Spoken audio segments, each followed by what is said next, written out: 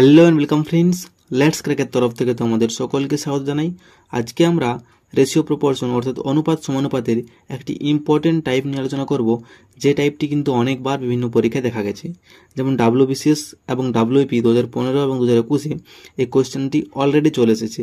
তো একে আমরা নিমেষের মধ্যে কীভাবে করে নেব দেখে নেওয়া যাক। চারটি ক্রমিক সমানুপাতি সংখ্যার প্রথম ও দ্বিতীয়টি যথাক্রমে 4 এবং 16 হলে চতুর্থ সংখ্যাটি কত হবে, এটি আমাদের চেয়েছে। তাহলে 4 আর 16 দেওয়া রয়েছে প্রথম ও দ্বিতীয় সংখ্যা। তাহলে চতুর্থ বলেছে আমাদের, কিন্তু চতুর্থ বের করার আগে নিশ্চয়ই তৃতীয় তো বের করতে হবে, তাই না? তাহলে তৃতীয় আমি x ধরে নিলাম। এরপর দেখো, তিনটি সংখ্যা কিন্তু আমাদের সমানুপাতি বের করার জন্য পর্যাপ্ত নয়।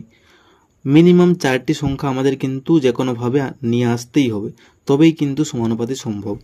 তাহলে যখন 4টি সংখ্যা নিয়ে আসতে হবে, তখনই আমরা মাঝের সংখ্যাটিকে দুবার রিপিট করে দেব, অর্থাৎ একে 4/16 = 16/x করে দেব। তাহলে দেখো 4 4 16 কেটে গেল, তাহলে x হলো 16 × 4, তাহলে x হচ্ছে 16 4 64। তাহলে x এর মান 64 পেলাম, মানে কি তৃতীয় সমানুপাতি পেলাম। তাহলে 4:16:64, তাই না? এরপর দেখো, এখানে আমাদের চেয়েছে চতুর্থ সংখ্যাটি কত। তাহলে এখানে আমি x ধরে নিলাম চতুর্থ সংখ্যাটি। তাহলে 4/16 হচ্ছে 64/x। তাহলে কাটতে পারি, 4 16 হলো 64, তাহলে x হচ্ছে 16 × 16।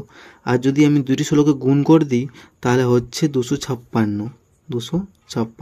তাহলে এটি কোথায় রয়েছে? অপশান সিতে রয়েছে। তাহলে C is the correct answer.